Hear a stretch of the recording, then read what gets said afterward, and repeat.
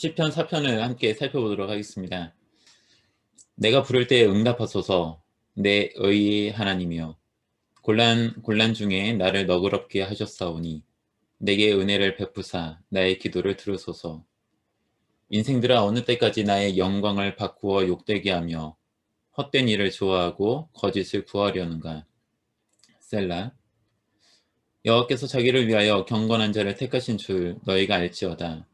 내가 그를 부를 때에 여호와께서 들으시리로다. 너희는 떨며 범죄하지 말지어다. 자리에 누워 심중에 말하고 잠잠할지어다.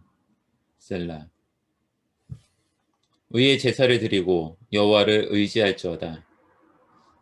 여러 사람의 말이 우리에게 선을 보일 자 누구니요 하오니, 여호와여, 주의 얼굴을 들어 우리에게 비추소서. 주께서 내 마음에 두신 기쁨은 그들의 곡식과 새 포도주가 풍성할 때보다 더하니이다. 내가 평안히 눕고 자기도 하리니 나를 안전히 살게 하시는 이는 오직 여호와이시니이다. 이 시편 4편을 제가 좀 더 정리를 한번 해봤습니다. 1절을 다시 한번 보도록 하겠습니다. 내가 부르짖을 때 응답하소서. 내 의의 하나님이여. 여기서 내가 시인이 부르짖을 때 응답하소서라고 이렇게 말을 하죠. 누군가를 향하여 하는 이야기죠. 그게 바로 이제 내 의 하나님입니다. 내가 보여주는, 하나님 앞에 보여주는 어떤 의로움이 무엇인가를 지금 하나님 아시지요? 이런 의미로 지금 나의 의의 하나님이여 라고 이렇게 부르는 거겠죠. 네. 그거 내용이 무엇인지 또 한번 그 다음 삼행을 보도록 하겠습니다. 공궁할 때 여기서 보면은 이 공궁이라고, 곤란, 공경, 근데 이 단어의 의미에는 적, 원수의 의미도 있습니다. 그러니까 공궁이라는 것이 어떤 환경적인 것도 있지만 사람에 의한 것도 있잖아요. 그러니까 나를 어렵게 하는 상황, 나를 어렵게 하는 사람, 뭐 그런 상황에 빠졌을 때, 아니면 그런 사람을 만났을 때에 해당될 것 같아요. 근데 그 다음에 나오는 이제 나를 넓혀주소서라는 표현이, 근데 여기서 나를 넓혀주소서라고 이렇게 히브리어 문장은 말을 하는데요. 넓히다는 것이 어떤 장소의 개념으로 확장의 개념, 확장하다, 넓히다라는 의미를 지금 보여주고 있거든요. 근데 나를 넓히다라는 것이 좀 모호하죠.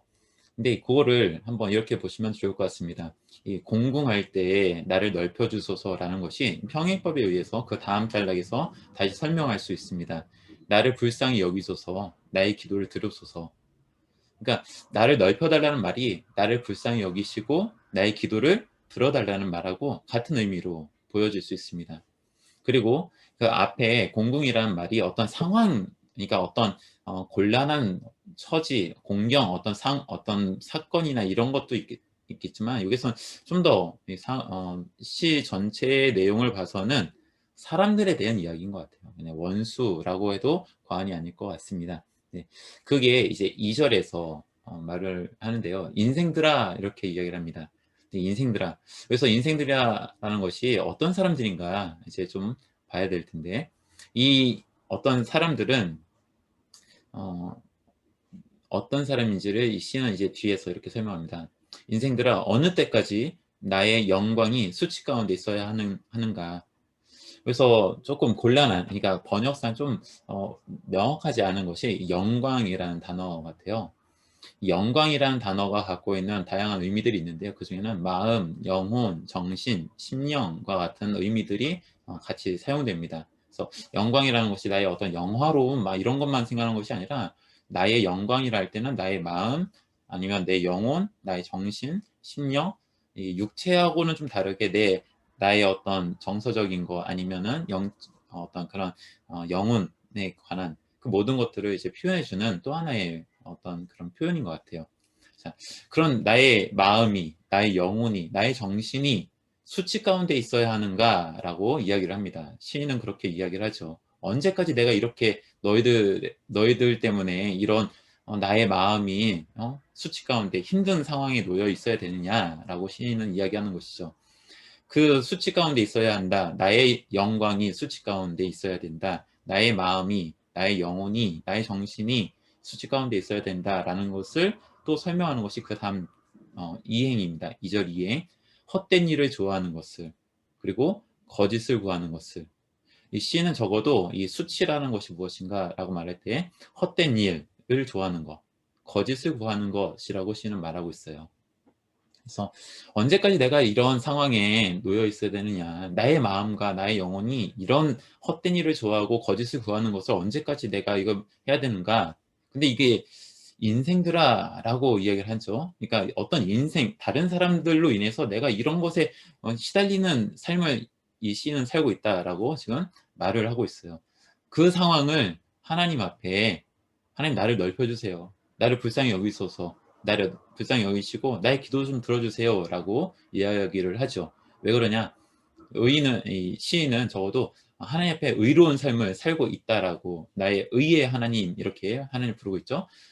그런 모습을 또 보여주고 있습니다. 난 적어도 이런 의로운 하나님의 의를 가지고 내가 살아가려고 하는데 내가 언제까지 이런 상황에 놓여 있어야 되는가, 다른 사람들로 인해서 내가 이런 삶을 어떻게 살아야 되는가라고 시는 지금 괴로워하고 있는 것이죠. 예. 다음에 셀라라고 돼 있어서 이게 1절과 2절을 좀 끊고 이제 3절로 넘어가야 될 것 같습니다. 자, 3절에서 이렇게 말합니다. 알아라, 주님께서 택하셨다. 자기를 위하여 경건한 자를. 자, 여기서 경건한 자가 누굴까? 이것을 또 설명해 주는 말이 이제 다음 이행입니다.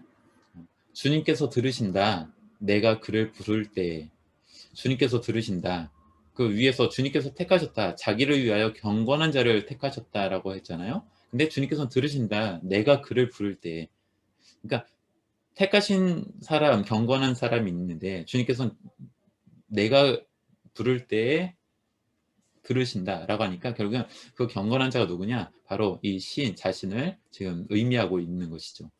그래서 앞에 1절에서 내 의 하나님이라고 말하고 있는지도 모르겠습니다. 예. 자, 4절, 두려워 떨어라, 죄를 범하지 말아라, 마음으로 말해라. 이제 그 인생들아라는 나의 적들, 원수들 같은 그런 사람들, 그런 사람들을 향하여 두려워 떨어라. 그리고 죄를 범하지 말아라. 그렇게 말합니다. 그리고 마음으로 말해라. 어디서? 그 다음 절에 침대에 누워서 침묵해라.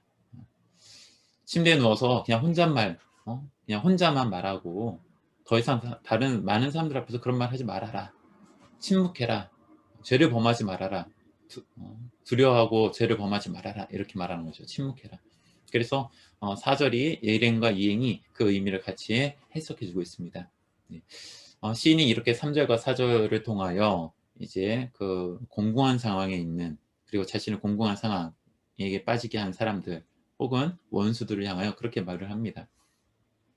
그리고 이어서 5절, 6절에서 이렇게 또 이야기를 합니다. 의의 제사를 드려라. 의의 제사를 드려라. 의의 제사가 무엇일까? 그것을 이렇게 또 설명합니다. 주님을 신뢰하여라. 주님을 신뢰하는 것이 의의 제사라고 시인은 이야기합니다. 그리고 이렇게 이야기하죠. 그러면 아니 지금 뭐 때문에 주님을 신뢰해야 된다고 하는 걸까? 그냥 뜬금없이 그렇게 이야기하는 것 같잖아요. 이제 6절에서 이렇게 이어서 말합니다. 여러 사람의 말이, 이 여러 사람의 말은 아마 앞에 있는 인생들일 겁니다. 다양한 사람들, 여러 사람들, 그리고 신을 괴롭게 하는 사람들, 그들의 말이 이런 것이에요. 우리에게 선을 보일 자가 누구냐? 우리에게 선한 것을 보일 자가 누구냐? 그래서 토브라고 하는 단어인데, 선이 뭐 다양한 의미가 있는데, 이 선이 무엇을 의미할까? 이 말이 우리에게 선을 보일 자가 누구냐라는 말이 무슨 의미일까? 라고 할 때 이것을 다시 설명해 주는 것이 그 다음 이행입니다. 6절 이행. 우리를 향하여 들어 올리소서. 뭔가를 이렇게 올리다라는 표현을 쓰고 있어요. 여기서 우리를 이제 시인과 함께 주변에 있는 많은 인생들이겠죠. 그리고 빛나는 당신의 얼굴을, 주님이요, 하나님을 향하여 빛나는 당신의 얼굴을 들어 올려주세요 라고 하는 겁니다. 그러니까 하나님 얼굴을 우리 인생들한테 다 보여달라고 지금 시인은 이야기하는 겁니다. 그 보여주는 이유가 무엇입니까? 사람들은 우리에게 선을 보일 자가 누구냐라고 따지듯 묻죠.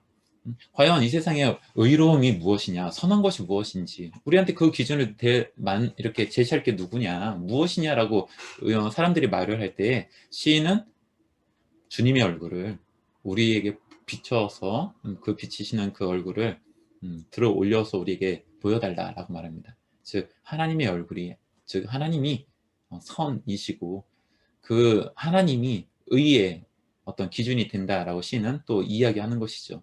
그 하나님을, 주님을 신뢰하는 것이 또 의의 제사다라고 5절과 6절을 통하여 시인은 말하고 있습니다. 7절과 8절에서 시는 또 이렇게 노래합니다. 당신이 두셨습니다. 기쁨을 내 마음에. 시인의 마음속에 기쁨을 두신 분이 하나님이시다라고 말합니다. 근데 그 기쁨이 어느 정도의 기쁨이냐? 곡식과 포도주가 많을 때보다도 더 큰 기쁨이다라고 시는 이야기합니다. 자, 8절에서 평안히 눕고 잠듭니다. 평안히 눕고 잠이 드는 상황을 보여주고 있어요. 예, 평안히 눕고 잠드는 거. 자, 그것을 또 이렇게 설명합니다. 주님 당신으로 인해서, 주님 때문에 내가 평안히 눕고 잠들 수 있습니다 라고 말하죠. 근데 여기서 한 가지 되게 우리말 번역에서는 이제 오직으로 번역한 단어인데요, 이것의 본래적인 의미는 분리의 의미가 있어요. 그래서 이 분리하여라고 저는 번역을 이렇게 그냥 기록을 해봤는데요, 오직이라고 하니까 좀 어색해요. 왜냐면 오직 주님 때문에 내가 이렇게 삽니다 라고 할 수 있을 것 같긴 한데, 지금 시 전체의 의미에서는 주님 때문만이 아니라 뭔가 분리된 것처럼 느껴져요. 뭐냐면 앞에 이 시인을 둘러싼 많은 인생들이 있잖아요. 그리고 그 인생들은 지금 시인을 향하여 뭔가를 계속 말합니다. 그 내용들은 아마 앞에 중간에 나와 있는 것처럼 무엇이 올바른 것이냐라고 묻는 것이죠. 우리한테 선을 보여라. 그런 것들로 인해서 헛된 여러 가지 세상의 가치관들을 사람들은 이야기하는 것 같아요. 근데 그 가운데 이 시인은 하나님의 얼굴을 바라보고 그분을 신뢰하는 것이 의로움이다라고 이야기하죠. 그러니까 세상의 가치관에 쌓여있는 사람들과 이 시인의 가치관이 너무 다른 거예요. 그 가운데 같이 어우러져서 살 수밖에 없는 이 상황 가운데 그만 좀 말해, 그만 좀 말해, 나 너무 힘들어 라고 시인은 말하고 있는데, 그런 가운데 마지막에 와서 평안히 눕고 잠이 듭니다 라고 말해요.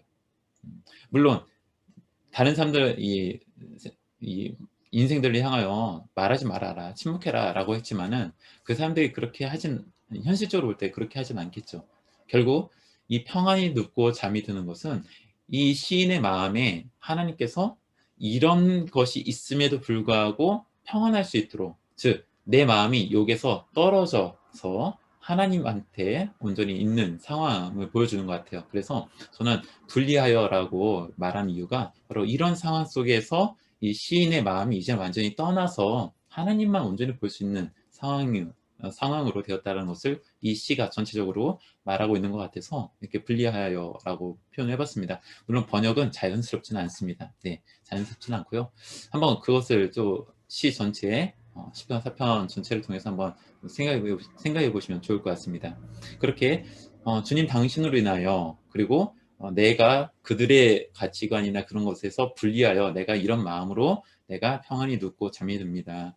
그리고 시는 마지막 고백하기를 안전하게 나를 살게 하시는, 여기서 안전이라는 말이 그냥 어떤 위협의 안전이 될 수 있을지 모르겠지만 어떤 육체적인 안전은 아닌 것 같아요. 마음의 안전.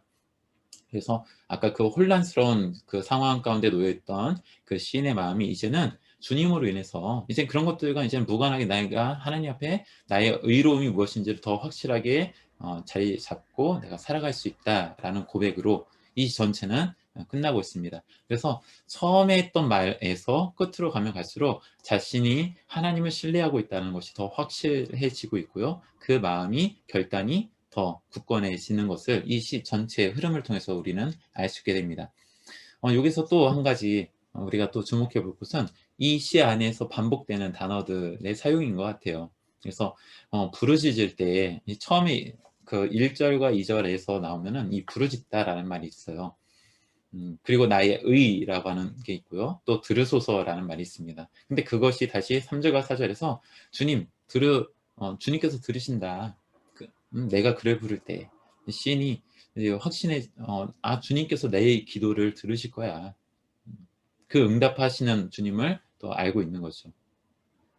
그리고 여기서 또 이제 말하다라는 말이 있는데 그 시인은 그 인생들을 향하여 "너희 마음속을 말해라."라고 하죠. 근데 그거가 대조적으로 이제 6 절에 보면은 사람들의 말이 있다는 거예요.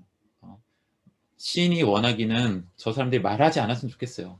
하나님을 경외하면서 두려워 떨면서 새 입 밖으로 뭐 그런 말 하지 않았으면 좋겠어요. 그러나 세상에는 사람들의 말이 있죠. "우리에게 선을 볼 자가 누구냐? 우리 삶 가운데 무엇이 옳고 그름의 기준이 무엇이냐?"라고 말할 수 있는 그런 질문들이 있는 것이죠. 그때 시인이 하나님 얼굴을 간구했던 것처럼 네, 이 시의 이야기가 이어지고 있습니다. 네. 시편 4편을 함께 살펴봤습니다. 오늘 여기까지 하도록 하겠습니다. 감사합니다.